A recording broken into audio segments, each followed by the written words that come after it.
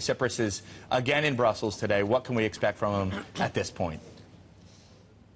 Well, he actually goes to Strasbourg, to the parliament there, to give a speech. And what we're expecting is to hear is whether or not he's digested the severity, the seriousness of the situation. Coming out of that meeting, very few of the prime ministers, presidents were optimistic. Angela Merkel, the German chancellor, she seemed to really try to understand and underscore the severity of the situation, hinting that she was uncertain whether or not Greece would submit proposals that would satisfy her demands.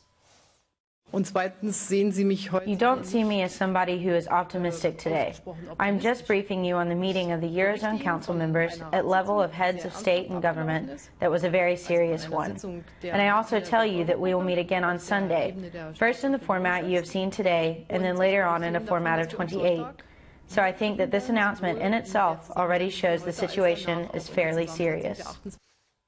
Now, Ryan, there's a great deal of disappointment among both finance ministers and leaders that Greece didn't arrive with specific proposals, nothing that they could run through computers, put into spreadsheets, and just see whether or not they would meet any of their targets. So there was a lot of pessimism. On the optimistic side, this new finance minister did receive some decent reviews. People feel like he's someone they can work with. Essentially what we have coming out of this is a timeline. And here's what the timeline looks like. Sometime today they have to actually submit formally the request to the ESM, the European Stability Mechanism. Then in 2 days, on Friday, Greece must submit their actual proposals, what they are going to do. Then on the 11th, we'll have a Eurogroup meeting here in Brussels, discuss the new program. And then on the 12th, that's the Sunday, we'll have EU leaders. First, the 19 leaders will meet, followed by the 28 leaders. Now, Donald Tusk, he, of course, is the council president. He said that he was concerned about what would happen on that Sunday meeting if they didn't get a deal, and he was suggesting that that would mean humanitarian aid. The situation is really critical, and unfortunately we can't exclude this black scenario. I mean, no agreement until Sunday. And it means, of course, that we need to discuss also the consequences for the whole European Union, not only for the Eurozone. Now, Prime Minister Rutte of the Netherlands, he was also quite pessimistic. In fact, most of them were. A colleague of mine who is standing out there watching all of the prime ministers and presidents leave, he said pretty much all of them had frowns on their face. All of them looked down, with one exception. Angela Merkel, she seemed to be the one that was only a little cheery. Guys? I want to get over to Guy in Athens. Guy, what's this mean for the banks?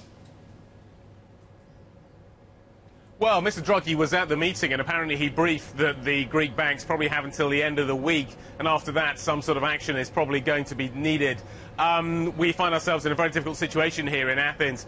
Cash is piling up in certain parts of the economy. Supermarkets, for instance, need to make deposits. Other parts of the economy are being starved of cash. We still have the €60 limit in place. They're running out of money very, very quickly. And Mario Draghi was making that clear. That may be why we have the Sunday deadline. The banks are going to be absolutely front and centre in this whole story. The economy is flat on its back. Without a functioning monetary system, there's not much that can be done here in Greece at this stage. It's interesting to listen to the language, interesting to listen to Hans talking about the frowns and the disappointment that came out of this meeting. You've got to remember that on Sunday, Mr. Tsipras really felt that he was on the front foot, that he was really in charge of this situation. He had a mandate from the Greek people to take to Brussels.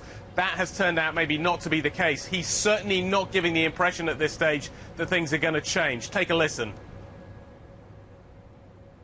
The